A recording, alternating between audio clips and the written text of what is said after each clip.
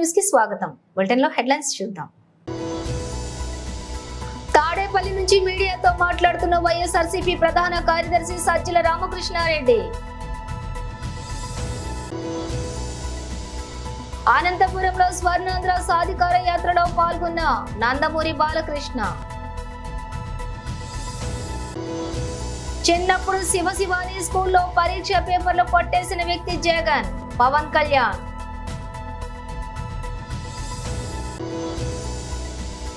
మా యువ wicket keeper batting అద్భుతం. ధోనీపై చెన్నై కెప్టెన్ రుతురాజ్ కామెంట్. తాడేపల్లి నుంచి మీడియాతో మాట్లాడుతున్న వైఎస్ఆర్సీపీ ప్రధాన కార్యదర్శి Sajjala Ramakrishna Reddy. Attempt on life of honourable chief minister మా పార్టీ అధ్యక్షుడి మీద అనేది స్పష్టంగా కనిపిస్తోంది. ఎందుకనేది కూడా రిపీటెడ్గా చెప్తున్నాము, మళ్ళీ చెప్తాను. ఆ రాయో ఆబ్జెక్ట్ ఏదో చాలా ఫోర్స్ఫుల్గా జగన్మోహన్ రెడ్డి గారికి నుదుటిని తగిలి కంటి దగ్గర, అక్కడి నుంచి మళ్ళీ పక్కన వెళ్ళి వెల్లంపల్లి శ్రీనివాస్ గారి కంటికి డైరెక్ట్ తగిలింది. ఆయన కన్సూపు ఇంకా 48 అవర్స్ అబ్జర్వేషన్ అంటున్నారు, స్క్రాచెస్ ఉన్నాయంటున్నారు. ఆయనది ఇంకా అదృష్టం, ఎంత అదృష్టం అంటే కన్ను పోయేంత వరకు పోయి మళ్ళీ వెనక్కి వచ్చినంత అదృష్టం. చూస్తే క్లియర్గా తెలుస్తుంది. ఒక వ్యక్తికి తగిలిన తర్వాత అంత ఫోర్స్ఫుల్గా మళ్ళీ అంతే ఫోర్స్తో ఇంకొకరికి తగలడం అంటే అది చేత్తో విసిరిందో లేక ఏదైనా ఇంకో చిన్న క్యాటపుల్ట్ లాంటి దానికంటే కూడా ఇంకా పవర్ఫుల్ ఆయుధం మీద వాడినారేమో అని అనిపిస్తుంది. డిస్టెన్స్ కూడా కొంత ఎక్కువ నుంచి వచ్చినట్టుంది. పక్కనే బిల్డింగ్లు ఉన్నాయి, ఇవన్నీ ఇన్వెస్టిగేషన్లో తేరాల్సిన అంశాలు. ఎవరో షార్ప్ షూటర్ అయి ఉండాలి, గురి తప్పకుండా కొట్టగలిగిన వాడై ఉండాలి. ఈయన టక్కున తల తిప్పడం వల్ల ఇటు తగిలినట్టుంది. ఒకవేళ స్ట్రైట్ ఉంటే కన్ను తగిలినచ్చు, లేదా కన్ను తగిలినచ్చు కొంచెం తిప్పుతుంటే. సో ఇంతగా క్లియర్గా కనపడుతున్న ఇది ఎవరో ముందే అనుకొని ఒక ప్లేస్ వెతుక్కొని అక్కడ ఉండి అక్కడ నుంచి ఆ టైంకు కరెక్ట్ షూట్ చేశారు. కొద్దిలో అదృష్టం కొద్దీ అది మిస్ అయింది, లేకపోతే ప్రాణానికే ప్రమాదం ఉండేది. అక్కడి నుంచి ఇది ఎవరై ఉంటారు, ఓ పవర్ఫుల్ పొలిటికల్ సపోర్ట్ లేకుండా ఇలాంటివి చేయలేదు. ఇంకో పక్క ఈయన రెచ్చగొట్టి వాళ్ళని తయారు చేస్తున్నారు. ఇవన్నీ ఈరోజు ఎన్నికల కమిషన్కు నివేదించారు. ఇవన్నీ నివేదించి ఈ నేపథ్యంలో తక్షణం ఇప్పటికే ఇచ్చాము, ఇంతకుముందు కూడా అయ్యా వీళ్ళు ఇట్లా మాట్లాడుతున్నారు, వీళ్ళు నోటీసులు ఇవ్వడం కాకుండా రిస్ట్రైన్ చేయండి, ఈ పరిధిలోకి వస్తుంది అలాగే ఎన్నికల కమిషన్ వారికి కంటిన్యూస్ ఇస్తున్నాం. వీళ్ళు నోటీసులు ఇస్తున్నట్టున్నారు, అయినా ఫలితం లేదు. ఈరోజు జరగరాని ఇదే జరిగింది. ఈ నేపథ్యంలో ఇప్పటికైనా దీన్ని సీరియస్గా తీసుకుని చంద్రబాబు నాయుడు గారిని, ఆ పార్టీ నాయకులను మొత్తం ఇలాంటి హేట్ స్పీచెస్ కానీ, రెచ్చగొట్టే ఇన్స్టిగేట్ చేసే రెచ్చగొట్టే స్పీచెస్ కానీ కార్యకర్తలకు వాళ్ళకి ఇచ్చి ఇలాంటి దారుణాలకు కారణం కాకుండా తక్షణం నియంత్రించాల్సిందిగా కోరుతూ ఇప్పుడు రిప్రజెంటేషన్ ఇచ్చాం. తక్షణం స్పందిస్తామని అన్నారు. అనంతపురంలో స్వర్ణాంధ్ర సాధికార యాత్రలో పాల్గొన్న నందమూరి బాలకృష్ణ. ఇవ్వడం అయితేనేమి, అలాగే మండలాలు అంటే ఒక సామాజిక విప్లవం దేశంలోనే మొట్టమొదటి తీసుకొచ్చిన అంటే మండలాల వ్యవస్థ స్థాపనతో 333 తాలూకాల్ని 1110 మండలాలుగా అధికారాన్ని మీ ముంగిటికి తీసుకొచ్చిన మండలాల స్థాపనతో మహానుభావుడు నందమూరి తారక రామారావు. చాలా మందిని మన మహానుభావులు అంటూ ఉంటాం. నేహావి గమనాశోక్తి ప్రతిభాయన విద్యస్తే అని, అంటే అందరూ మహానుభావులు కాలేరు. కొంతమంది అలా పుడతారు. ఎందుకంటే వారు నిన్నట్టు నా కారణ అంటే ముందుగా ఆయన్ని నాకు ఈ ధన్యమైన జన్మనిచ్చి నన్ను మీ అందరి గుండెల్లో ఆయన ప్రతిరూపంగా నిలిపినందుకు విశ్వవిఖ్యాత నట సార్వభౌముడు, అలాగే విశ్వానికే నట విశ్వరూపం ఎలాంటితో చూపిన కారణ జన్ముడు, ఆ మహానుభావులనే అంటాం కారణ జన్ముడని. మరి మా నాన్నగారు, నా దైవం, నా గురువు అయిన అభినవ్ అంబేద్కర్ అభినవ మన భగీరథుడైతేనేమి, ఎన్ని పేర్లతో ఆయన కొలిచినా ఆయన రుణం మనం తీర్చుకోలేము.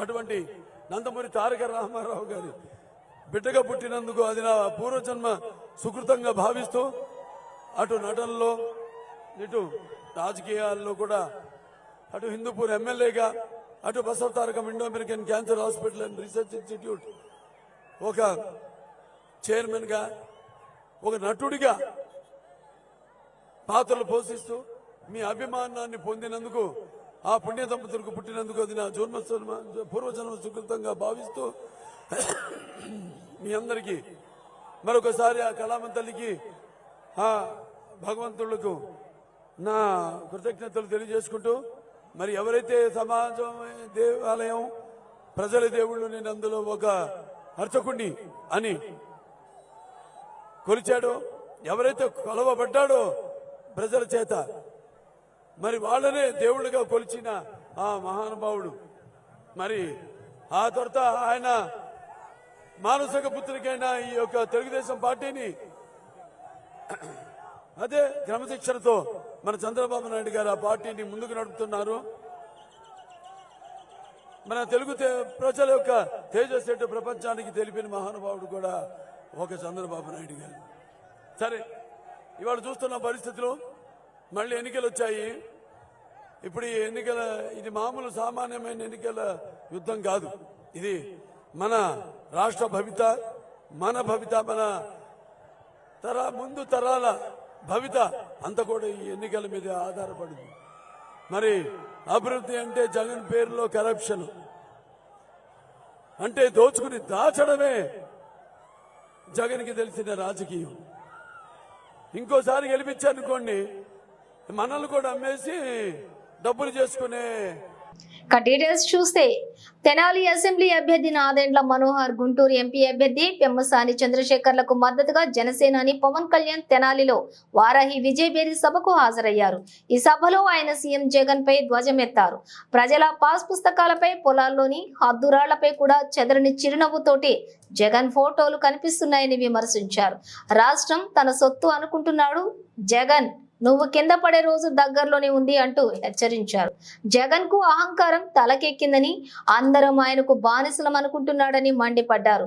ఈజిప్ట్ లో హుస్ని ముబారక్ అనే నేత 30 ఏళ్లుగా నిరంకుశంగా వ్యవహరించాడని, ఓ టైలర్ తిరుగుబాటు మిగతా ప్రజలను చైతన్యవంతులను చేసి హుస్ని ముబారక్ అంతు చూసిందని వివరించారు. శ్రీలంకలో కూడా ప్రజాగ్రహం పెళ్లి వీకిందని, ప్రజలు దేశాధ్యక్షుడి భవనంలోకి వెళ్లి స్విమ్మింగ్ పూల్లోని ఈత కొట్టారని, రేపు తాడేపల్లి ప్యాలెస్ లో కూడా ఇలాగే ప్రజలు వచ్చి కూర్చుంటారని పవన్ కళ్యాణ్ హెచ్చరించారు. పవిత్రమైన ఉపాధ్యాయ వృత్తిలో ఉన్న వారిని మద్యం షాపుల వద్ద కాపలా పెట్టించాడని, సమస్యల పరిష్కారం గురించి అడిగిన అంగన్వాడీలను కొట్టించాడని ఆరోపించారు. చిన్నప్పుడు శివశివాని స్కూల్లో పరీక్ష పేపర్ కొట్టేసిన వ్యక్తి జగన్ అని ఎద్దేవా చేశారు. ఈ రోజున మనకి ఎన్నికలు కూడా అయిపోయి ఉంటాయి. వైసీపీ నాయకుడి ఓటమి కూడా బాక్సులో చేరిపోయి ఉంటుంది. సమయానికి 5 సంవత్సరాల దుష్ట పాలనకి చరమాంకం పలుకుతున్నాం. మనం ఏం చేస్తాం? కూటమి ప్రభుత్వం, తెలుగుదేశం, భారతీయ జనతా పార్టీ, జనసేన, ఈ 3 పార్టీల కలయికతోటి ఆంధ్రప్రదేశ్ అభివృద్ధి పదం వైపు వెళ్తుంది. దానికి మేము ఎలా సిద్ధం అనేది ఆఖరిలో చెప్తాను. దానికంటే ముందు 2014లో పార్టీ ప్రారంభించినప్పటి నుంచి ఈ రోజు దాకా ఒక దశాబ్దం ఎంతోమంది వచ్చారు, పార్టీలు పెట్టడానికి ప్రయత్నం చేశారు, ఈ మధ్యన కూడా పెట్టారు.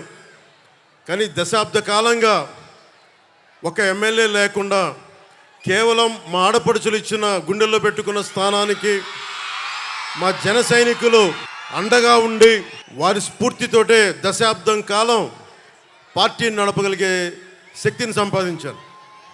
ఇందాక దారిలో వస్తూ ఉంటే ఒక యువకుల సమూహం నాకు ప్లే కార్డు ఇచ్చారు. ఆ ప్లే కార్డు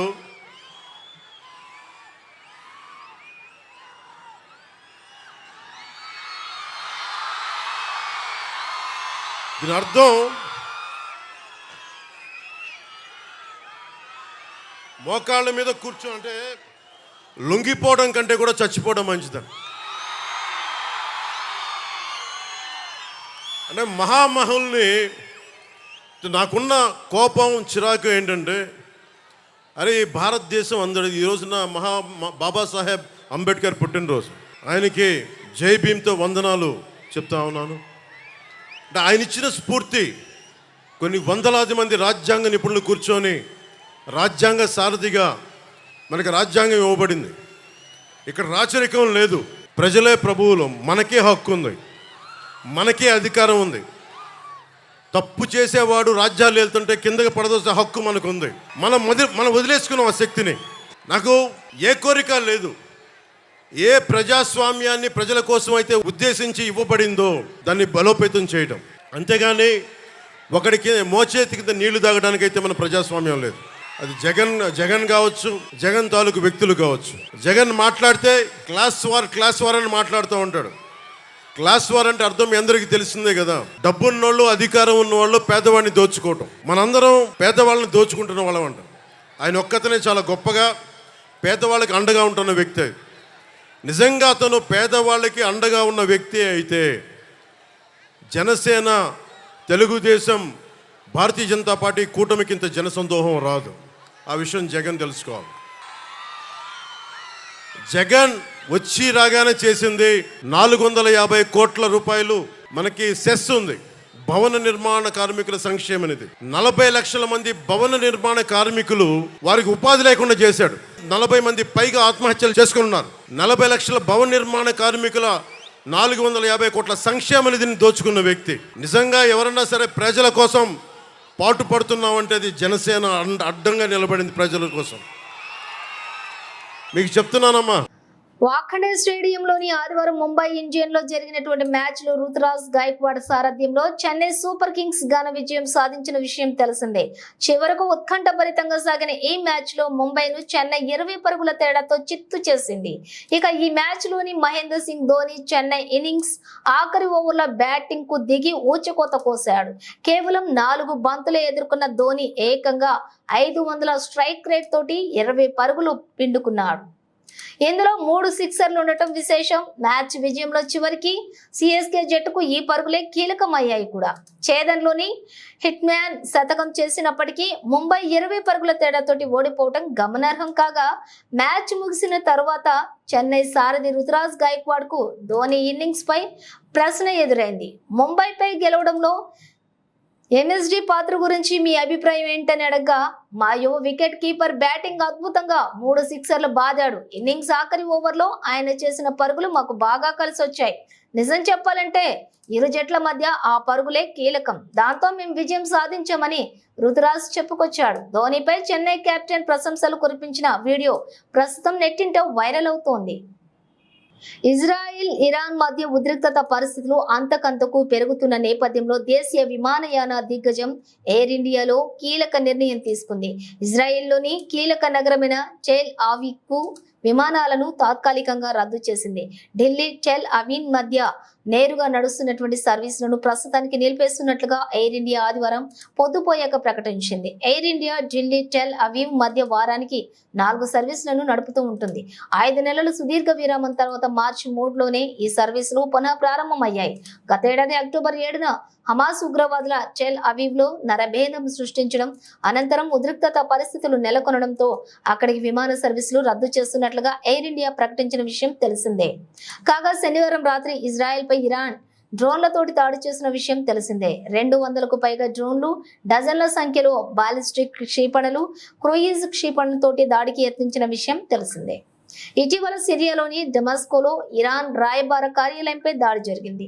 ఈ దాడిలో ఇరాన్ రివాల్యూషన్ కు గార్డ్ కు చెందినటువంటి కీలక అధికారితో పాటు 13 మంది మృత్యువాత పడ్డారు. ఈ దాడి చేసింది ఇజ్రాయిలేనని ప్రతీకారం తీర్చుకుంటామంటూ ఇరాన్ తాజా దాడులు మొదలుపెట్టిన విషయం తెలిసిందే.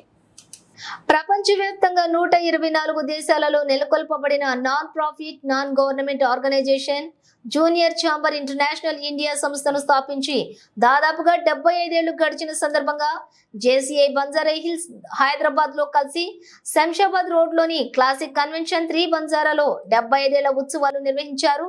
ఈ సందర్భంగా లిమ్స్ ఫర్ లైఫ్ అనే కార్యక్రమం చేపట్టి 75 కృత్రిమ కాళ్లను వికలాంగులకు అమర్చడం జరిగింది. ఈ కార్యక్రమంలో ముఖ్య అతిథిగా జేఎఫ్ఎస్ ఏడీవీ రాకేష్ శర్మ, జాతీయ అధ్యక్షుడు guest of honour Ramesh Dadigala, జాతీయ ఉపాధ్యక్షులు గౌరవ అతిథి గోవింద్ కంకాణి, మండలాధ్యక్షులు Gautam Kumar Jain, zone vice president Shreya Dikshit, JD community development Alka Chaudhary, Narayanan Seva Sansthan branch కోఆర్డినేటర్లు పాల్గొన్నారు. ఈరోజు మనము ఇక్కడ లిమ్స్ అనేది నారాయణ సేవా సంస్థ ఇంకా బంజారా హాల్ ట్రస్ట్తో ఈరోజు ఈ కార్యక్రమం చేస్తున్నాం. మన జేసీఐ ఇండియా ఫార్మేషన్ అయింది, అందువల్ల ఈరోజు ఒక పెద్ద సెలబ్రేషన్ లాగా 75 రాష్ట్రం నుంచి అధ్యక్షులు, దేశం నుంచి అధ్యక్షులు తెలుగులో కమింగ్ ఫ్రమ్ కేరళ తెలుగులో అర్థం చేసుకుని చెప్పండి. ఈరోజు 75 years of JCI India, so మనం దాంతో బట్టి 75 ఇస్తున్నాం.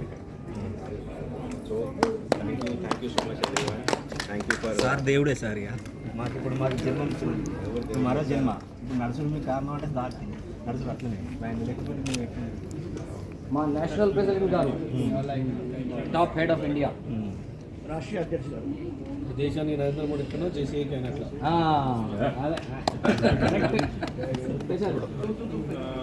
It's not that we are God. We are not God. You are the God. You have to give us blessing so that we will be able to support more people in the coming years. మీరే దేవుళ్ళు, మీరు మాకు ఆశీర్వాదం ఇచ్చి చాలా మందికి ఇలా help చేయాలని. అంటే మీరే మాకు ఆశీర్వదిస్తే సార్ మనసులో దేవుడు ఉన్నాడు, సార్ మనసులో దేవుడు ఉన్నాడు కాబట్టి మాకు హెల్ప్ చేస్తాడు.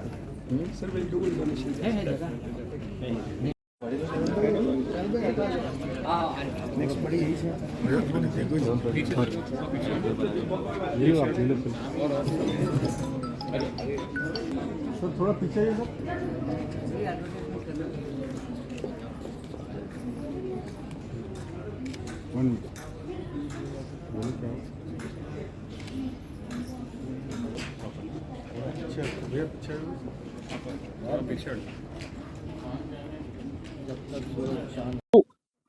Thank you so much all the press people for joining here at Hyderabad and supporting this event and reporting this wonderful event of Limbs of Life. Junior Chamber International is a leadership organization that has impacted the lives of many for the last 108 years globally. JCI India, which has started in Kolkata in 1949, is celebrating its 75th anniversary. So in the last 75 years, this organization in India has come up forward to provide solution, sustainable solution for the issues which is having surrounded in our society, in our community. So how this sustainable solution resolving process is running is based on a formula of action framework. JCI members, we may have 1,500 local organizations around the nation. So the JCI members around the country, they will go to each and every village, or they will go to each and every city and find out what are the problems faced by the people, the commoners of that country, and find out what is the solution required for each problem. That solution shall not be a short-term solution. That solution should be a sustainable solution so that that issue will be resolved forever permanently. So this program is called One Law, One Sustainable Project, and I am so happy. I am coming from Kerala. I am the National President of JCI India. JCI India National Headquarters is in Mumbai. So I coming from Kerala on behalf of JCI India, and I am so happy to see the activities of such a big local organization called JCI Banjara Hyderabad. for the last many years. Nirmal జిల్లా parliament ఎన్నికల్లో భాగంగా నేడు Adilabad parliament పరిధిలోని నిర్మల్ నియోజకవర్గంలో ఇంటింటికి BJP కార్యక్రమంలో భాగంగా బంగల్పేట్ కాలనీలోని పర్యటించిన బీజేఎల్పీ నేత ఏలేటి మహేశ్వర్ రెడ్డి.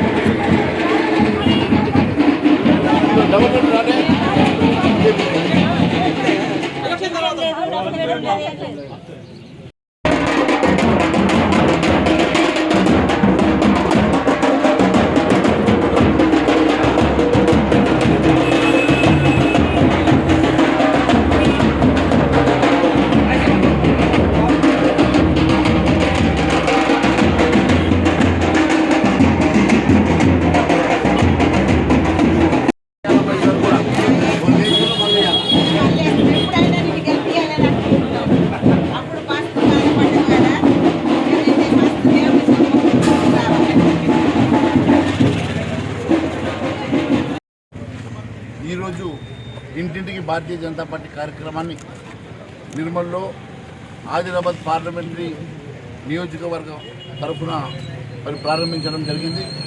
మరి ఇంటింటి కార్యక్రమంలో భారతీయ జనతా పార్టీ ముఖ్య నాయకులు, కార్యకర్తలు, కుటుంబ సభ్యులు కూడా పెద్ద ఎత్తున పాల్గొనడం జరిగింది. మరి ఈ కార్యక్రమం ఈ రోజు నుంచి 3 రోజుల పాటు రాష్ట్ర వ్యాప్తంగా ప్రతి ఇంటిలో ప్రతి ఓటర్ని కలవడనే ఒక ఉద్దేశంతో భారతీయ జనతా పార్టీ కార్యకర్తలు, బూత్ లీడర్లు అంతా కూడా ప్రతి ఇంటికి చేరుకోవడం జరుగుతుంది. మరి ఈ కార్యక్రమానికి పెద్ద ఎత్తున స్పందన ఉన్నది. దాంతోపాటు పెద్ద ఎత్తున భారతీయ జనతా పార్టీ కుటుంబ సభ్యులందరూ కూడా పాల్గొనడం చాలా సంతోషంగా ఉన్నది. ఈ కార్యక్రమాన్ని మరి పెద్ద ఎత్తున విజయవంతం చేయాల్సిందిగా కోరుతూ, మరి ప్రజల్లో కూడా ఎట్టి పరిస్థితుల్లో ఈసారి భారతీయ జనతా పార్టీ నరేంద్ర మోడీ గారిని 3వ ప్రధానమంత్రి చేయాలని, వారి వలన ఈ దేశ పురోగతి, అభివృద్ధి చెందుతున్న పూర్తి విశ్వాసంతో ప్రజలు మాకు పెద్ద ఎత్తున స్వాగతం పలుకుతూ మరి మమ్మల్ని ఆశీర్వదిస్తున్నారు. దానికి మేము మరి ఈ ఆదిలాబాద్ పార్లమెంట్తో సహా కనీసం 10-12 సీట్లు మరి ఈ తెలంగాణ రాష్ట్రంలో గెలుస్తామన్న పూర్తి విశ్వాసంతో మరి మేము ముందుకెళ్తా ఉన్నాం. మరి ప్రజలు మమ్మల్ని పెద్ద ఎత్తున ఆశీర్వదించడం చాలా సంతోషంగా ఉంది. ఆత్మకూరు మున్సిపాలిటీ కేంద్రంలో అంబేద్కర్ జయంతి వేడుకల్లో ముఖ్య అతిథులుగా మక్తల్ శాసనసభ్యులు వాకిటి శ్రీహరి పాల్గొన్నారు.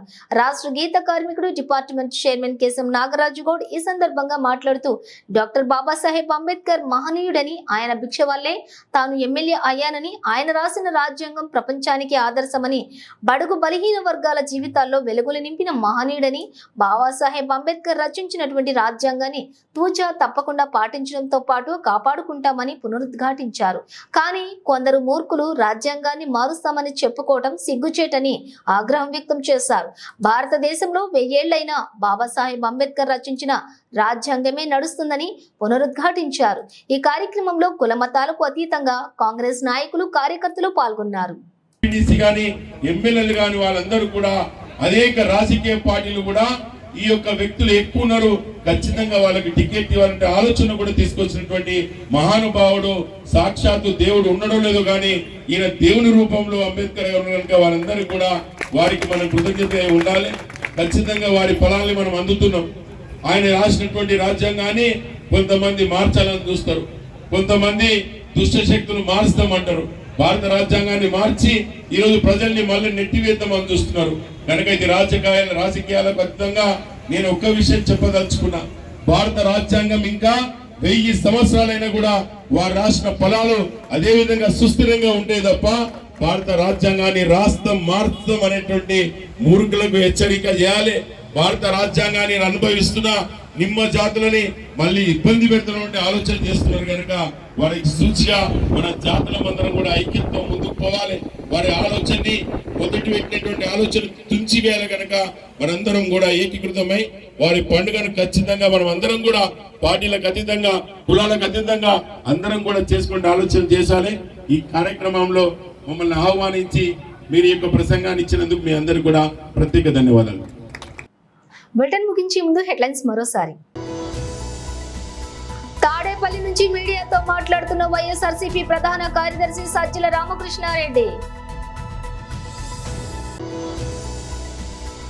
అనంతపురంలో స్వర్ణాంధ్ర సాధికార యాత్రలో పాల్గొన్న నందమూరి బాలకృష్ణ. చిన్నప్పుడు శివశివాని స్కూల్లో పరీక్ష పేపర్లు కొట్టేసిన వ్యక్తి జగన్, పవన్ కళ్యాణ్.